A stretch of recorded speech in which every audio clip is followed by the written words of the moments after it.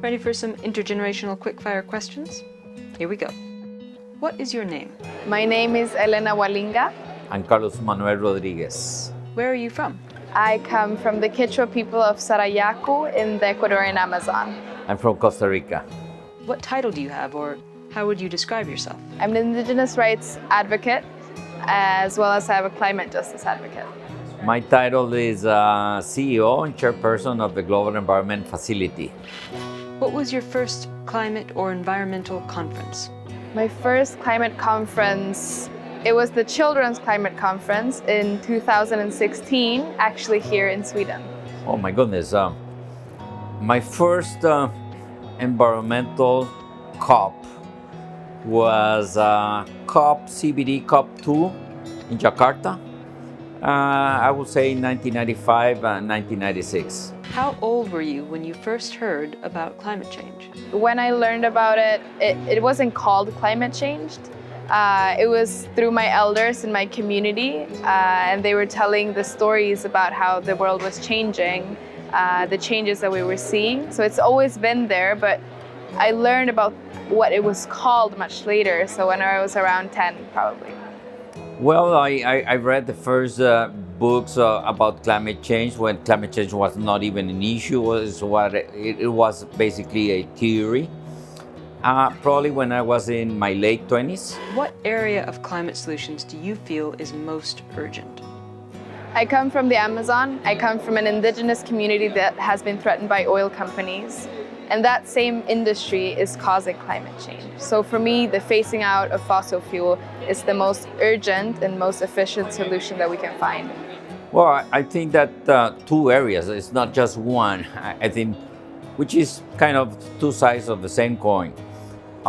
The integrated approaches that we need to do at the landscape. So on one side of the coin, we need to do heavy restoration of the degraded landscapes. On the other side, to protect those pristine ecosystems within or outside protected area. Those two things are critical in terms of the different environmental conventions. What actions do you take in your daily life? I think the work of indigenous peoples has always been protecting the world's forests and water sources, and I want to continue doing that work that my people have been doing. I've been planting trees all my life. I bet that I'm in the 20,000 level of planting trees. One of the things that I'm really proud of is that I generate zero waste in my home. 70% of my garbage is compostable and I compost, and the rest is recyclable and I recycle. So at the end of the day, there is no waste generated by my home. Who was your first climate hero?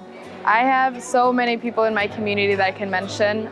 The leaders in my community, my mother, my sister, those are the people that I have had close to me are my heroes in every sense.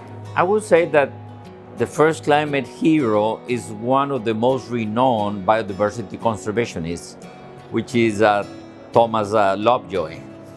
He was the first one to really call the attention of the impacts of climate change. When we were not environmentalists, we were conservationists.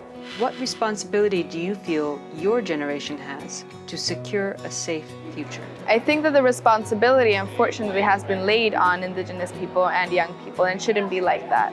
I think that we've been able to push the conversation to a level where it's a broader conversation, everyone is talking about it. But I don't think that this is our responsibility. It's just something that we have to do. My generation, without any doubt, is responsible of the triple crisis, the environmental triple crisis, but also responsible by the humanitarian crisis at the planetary level. We need to be able to generate during our lifetime the right policies and legal frameworks so the next generation can use that as a way to do the system change. That's great, thanks.